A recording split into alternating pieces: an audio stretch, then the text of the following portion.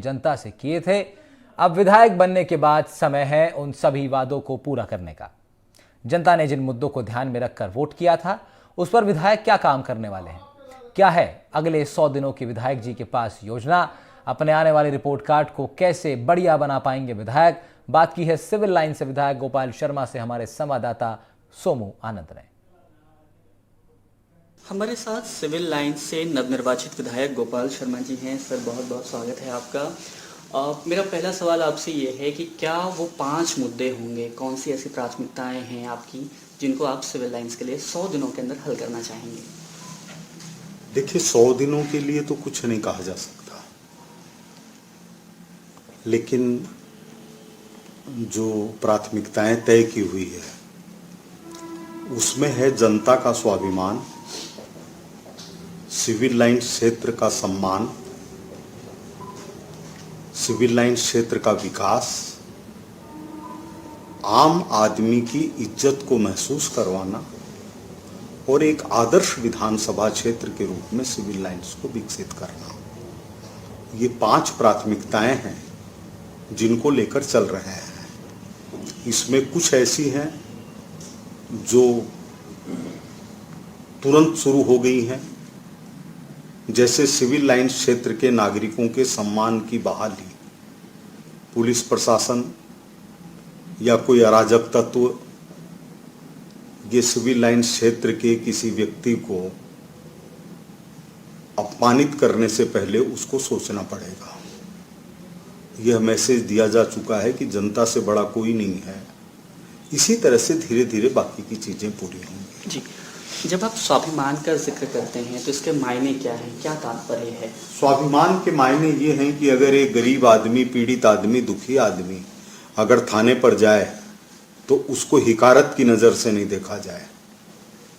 यह जो जनता है, यह सरकार चुनती है, उसका स्वाभिमान और सम्मान बना रहना चाहिए, यह है इसका अर्थ। जी, विकास के जो काम हैं उनमें कौन कौन से ऐसे मुद्दे हैं जिन पर काम करना आप प्राथमिक रूप से चाहेंगे? देखिए, विकास तो हुआ ही नहीं है। सिविल लाइन क्षेत्र के अंदर हम जाएंगे तो हमको पता चलेगा कि 2 तरह का भारत यहाँ पर है। एक है जो शासन करता है, दूसरा है जो इतना ज़्यादा गरीब है कि उनके पास पहनने के लिए कपड़े नहीं हैं। तो इस बात को पहुँचाएंगे और इसका समाधान निकालेंगे। ये आपका आरोप है कि विकास हुआ नहीं है, और कच्ची बस्तियों का मुद्दा भी जो है यहाँ पे चुनाव में और उससे पहले भी काफ़ी गर्म रहा है। उसके लिए क्या मॉडल अपनाने वाले हैं आप? नहीं, ये मेरा आरोप नहीं है। जैसे हम किसी भी दृष्टि से देखें,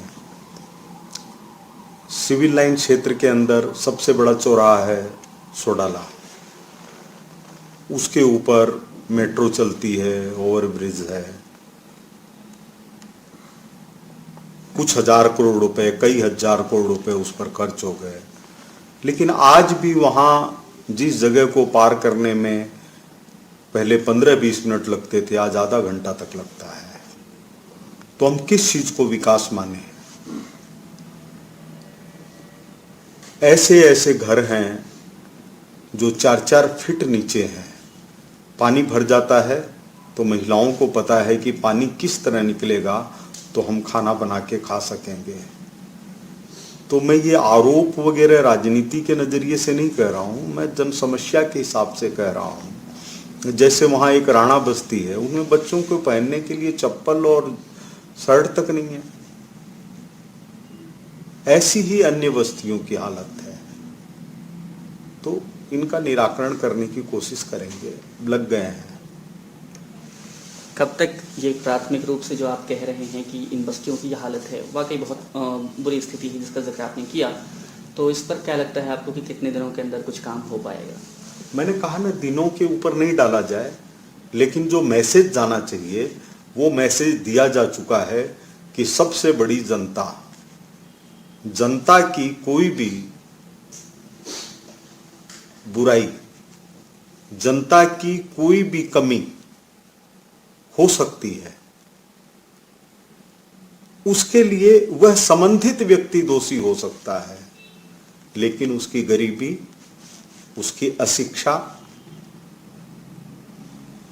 को कभी भी दोयम दर्जे का नागरिक बनाने का अधिकार नहीं देती है। तो व्यक्ति के हिसाब से आचरण हो तो उसमें कोई दिक्कत नहीं है, लेकिन कोई आम आदमी है उसको हिकारत की नजर से नहीं देखा जाना चाहिए। इसका मैसेज दिया जा चुका है, अफसर समझने लग गए हैं इस बात को। जी, तो ये थे हमारे साथ सिविल लाइन से विधायक गोपाल शर्मा, जिन्होंने कहा कि हम दिनों में तो बात नहीं करेंगे, लेकिन इन्होंने अपनी प्राथमिकताएं गिनाई हैं। 100 दिन के बाद वापस इनसे मुलाकात करेंगे और पूछेंगे कि जो 5 मुद्दे इन्होंने बताए हैं उस पर कितना काम हुआ है, कितना बाकी रह गया।